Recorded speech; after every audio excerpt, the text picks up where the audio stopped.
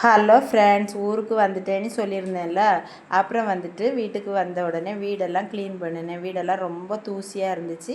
அதனால் வீடெல்லாம் க்ளீன் பண்ணி வெளியெல்லாம் நீட்டாக தூத்து சுத்தம் பண்ணி செடியாக இருந்துச்சு. சுத்தம் பண்ணி எரித்தேன்.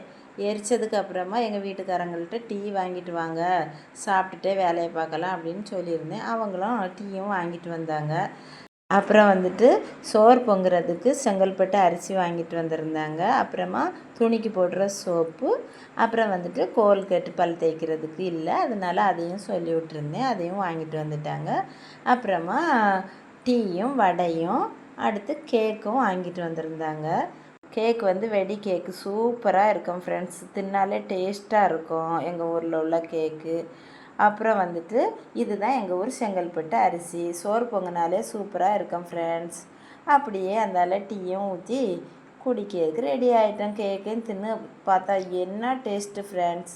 அப்புறமா மறக்காமல் சப்ஸ்கிரைப் பண்ணுங்கள், ஷேர் பண்ணுங்கள், கமெண்ட் பண்ணுங்கள், லைக் பண்ணுங்கள். Tata, bye by.